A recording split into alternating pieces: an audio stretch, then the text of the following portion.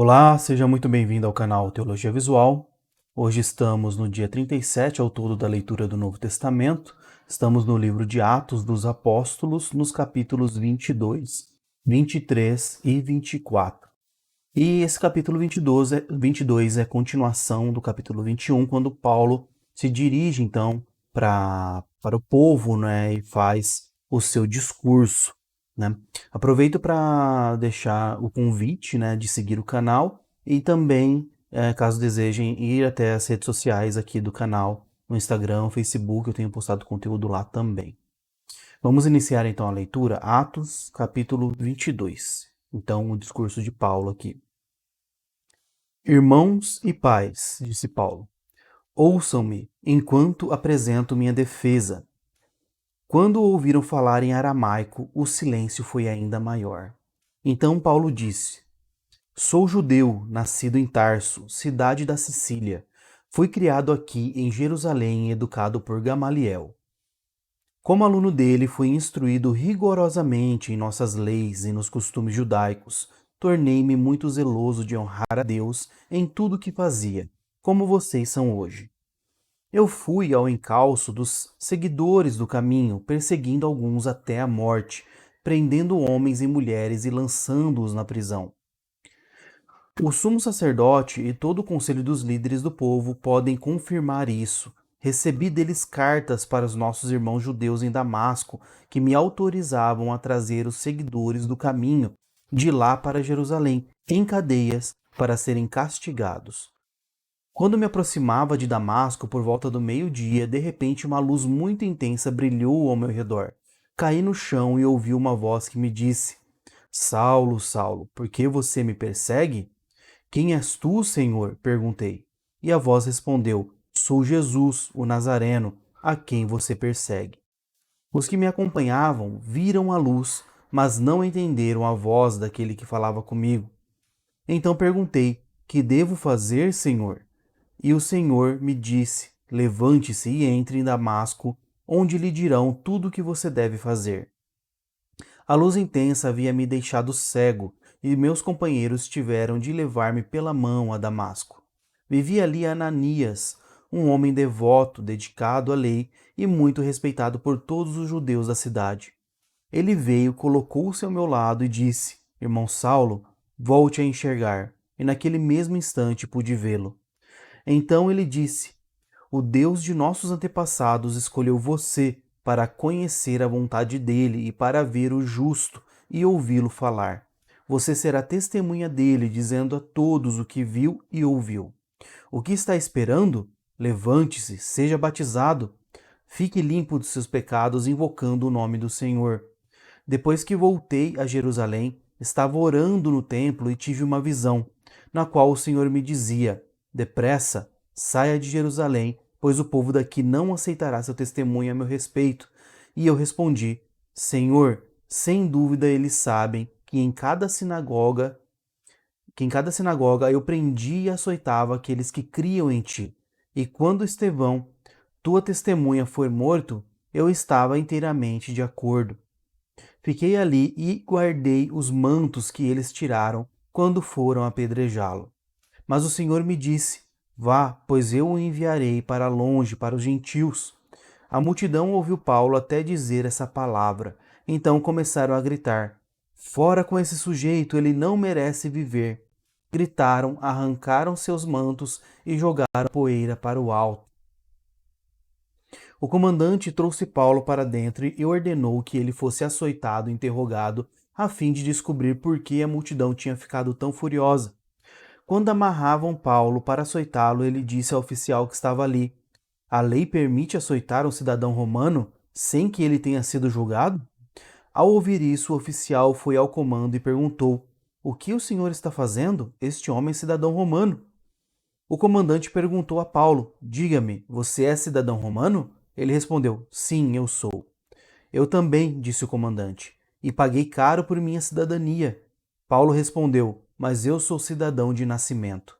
Quando os soldados que estavam prestes a interrogar Paulo ouviram que ele era cidadão romano, retiraram-se de imediato, Até mesmo o comandante ficou com medo ao saber que Paulo era cidadão romano, pois tinha mandado amarrá-lo.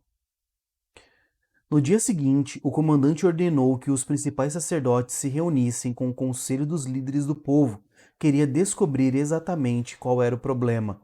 Por isso, soltou Paulo e mandou que o trouxessem diante deles. Capítulo 23. Paulo olhou fixamente para o conselho dos líderes do povo e disse: Irmãos, tenho vivido diante de Deus com a consciência limpa. No mesmo instante, o sumo sacerdote Ananias ordenou ao que estavam perto de Paulo que lhe dessem um tapa na boca. Então Paulo lhe disse: Deus o ferirá, seu grande hipócrita. Que espécie de juiz ao Senhor, desrespeitando a lei ao mandar-me agredir dessa forma? O que estavam perto de Paulo lhe disseram: Você ousa insultar o sumo sacerdote de Deus? Irmãos, não sabia que ele era sumo sacerdote, respondeu Paulo, pois as Escrituras dizem: Não fale mal de suas autoridades. Sabendo Paulo que alguns membros do conselho dos líderes do povo eram saduceus e outros fariseus, gritou: Irmãos, sou fariseu, como eram meus antepassados, e estou sendo julgado por causa da minha esperança na ressurreição dos mortos. Quando Paulo disse isso, o conselho se dividiu, fariseus contra saduceus, pois os saduceus afirmam não haver ressurreição, nem anjos, nem espíritos, mas os fariseus creem em todas essas coisas. Houve grande alvoroço. Alguns dos mestres da lei, que eram fariseus, se levantaram e começaram a discutir energicamente. Então vemos nada de errado com este homem, gritavam. Talvez um espírito ou um anjo tenha falado a ele. A discussão ficou cada vez mais violenta e o comandante teve medo de que Paulo fosse feito em pedaços. Assim ordenou que os soldados o retirassem à força e o levassem de volta à fortaleza. Naquela noite o Senhor apareceu a Paulo e disse: Tenha ânimo, Paulo. Assim como você testemunhou a meu respeito aqui em Jerusalém, deve fazê-lo também em Roma. Na manhã seguinte, alguns judeus se juntaram para conspirar, jurando solenemente que não comeriam nem beberiam antes de matar Paulo. A conspiração envolveu mais de 40 homens. Foram aos principais sacerdotes e aos líderes do povo e lhe disseram: Juramos solenemente, sob pena de castigo divino, que não comeremos nem beberemos antes de matar Paulo. Agora peçam, você e o conselho dos líderes do povo, que o comandante traga Paulo de volta ao conselho. Finjam que os senhores desejam examinar o caso com mais detalhes. Nós o mataremos no caminho. Contudo, o sobrinho de Paulo, filho de sua irmã, soube do plano deles e foi a contar ao seu tio. Então Paulo mandou chamar um dos oficiais romanos e disse: Leve este rapaz ao comandante. Ele tem algo importante para lhe contar. O oficial o levou ao comandante e explicou: O preso Paulo me chamou e pediu que eu trouxesse ao senhor este rapaz, pois ele tem algo a lhe contar. O comandante tomou o rapaz pela mão e o levou à parte. O que você quer me dizer? Perguntou. O sobrinho de Paulo respondeu: Alguns judeus pedirão que o senhor apresente Paulo diante da reunião do conselho amanhã, fingindo que desejam obter mais informações. Não acredite neles. Há mais de 40 homens emboscados para matar Paulo. Juraram solenemente, sob pena de castigo divino, que não comeriam nem beberiam antes de matá-lo. Estão de prontidão, apenas esperando sua permissão. O comandante despediu o rapaz e o advertiu: Não deixe que ninguém saber que você me contou isso. Então o comandante chamou 2 de seus oficiais e ordenou: Preparem 200 soldados para partir a Cesareia, hoje às 9 da noite. Levem também 200 lanceiros e 70 soldados a cavalo. Providenciem um cavalo para Paulo e levem-no em segurança ao governador Félix. Em seguida, escreveu a seguinte carta ao governador: De Cláudio Lísias ao excelentíssimo governador Félix. Saudações. Este homem foi capturado por alguns judeus que estavam prestes a matá-lo quando cheguei com meus soldados. Ao ser informado que ele era cidadão romano, transferi-o para um lugar seguro, então levei-o diante do Conselho Supremo dos Judeus para investigar o motivo das acusações. Não demorei a descobrir que ele era acusado de algo relacionado à lei religiosa, sem dúvida nada que justificasse a pena de morte ou mesmo a prisão. Fui informado, porém, de uma conspiração para matá-lo e enviei-o de imediato ao Senhor. Também informei aos acusadores que devem apresentar suas denúncias diante do Senhor. Naquela noite, os soldados cumpriram as ordens que haviam recebido e levaram Paulo até Antipátride. Voltaram à fortaleza na manhã seguinte, enquanto a cavalaria prosseguiu com ele. Quando chegaram a Cesareia, apresentaram Paulo e a carta ao governador Félix. O governador leu a carta e perguntou a Paulo de que província ele era. Da Cilícia, respondeu Paulo. Ouvirei seu caso pessoalmente quando seus acusadores chegarem, disse o governador. Em seguida, ordenou que Paulo fosse mantido na prisão do palácio que Herodes havia construído. Último capítulo de hoje, Paulo diante de Félix. 5 dias depois, o sumo sacerdote Ananias chegou com alguns líderes do povo e um advogado chamado Tértulo para exporem ao governador sua causa contra Paulo. Quando Paulo foi chamado, Tértulo apresentou as acusações. Excelentíssimo Félix, o Senhor tem proporcionado a nós, judeus, um longo período de paz e, com perspicácia, tem realizado reformas que muitos nos beneficiam. Por todas essas coisas, nós lhe somos extremamente gratos. Contudo, não desejo tomar seu tempo, por isso peço sua atenção apenas por um momento. Constatamos que este homem é um perturbador, que vive causando tumultos entre os judeus de todo o mundo. É o principal líder da seita conhecida como os Nazarenos. Quando o prendemos, estava tentando profanar o templo. Nós queríamos julgá-lo de acordo com nossa lei, mas Lísias, o comandante do regimento, usou de força e o tirou de nossas mãos. E ordenou a nós, os acusadores, que nos apresentássemos perante o Senhor. Nossas acusações poderão ser confirmadas quando o Senhor interrogar Paulo pessoalmente. Os outros judeus concordaram e declararam ser verdadeiro o que Tértulo tinha dito. Quando Paulo recebeu um sinal do governador para falar, disse: Sei que o governador tem julgado questões dos judeus há muitos anos e, portanto, apresento-lhe minha defesa de bom grado. O Senhor poderá verificar com facilidade que cheguei a Jerusalém não mais de 12 dias atrás para adorar no templo. Meus acusadores não me encontraram discutindo com ninguém no templo, nem causando tumulto em nenhuma sinagoga, nem nas ruas da cidade. Eles não podem provar as acusações que fazem contra mim. Reconheço, porém, que sou seguidor do caminho, que eles chamam de seita.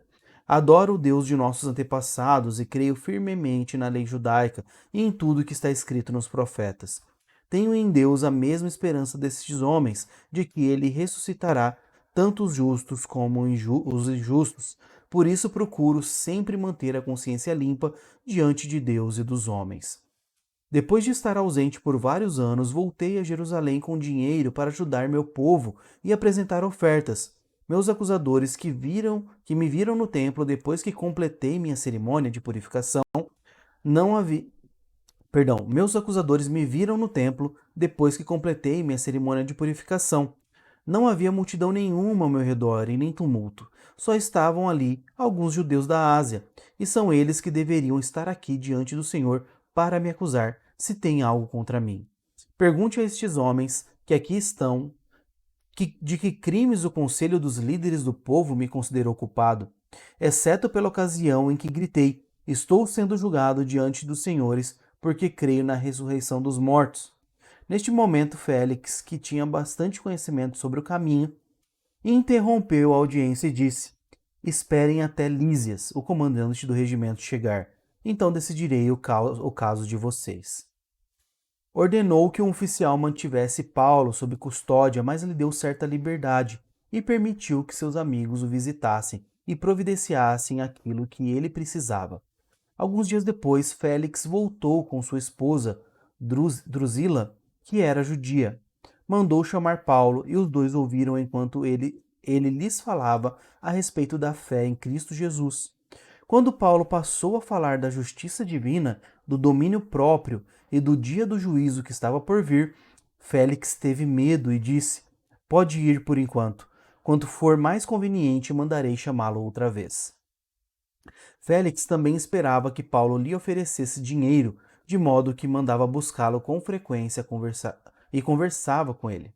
Assim se passaram 2 anos e Félix foi sucedido por Pórcio Festo, e uma vez que Félix desejava obter simpatia dos judeus, manteve Paulo na prisão. Então, este foi o último capítulo, capítulo 24, em que Paulo já está nessa caminhada, né, até Roma.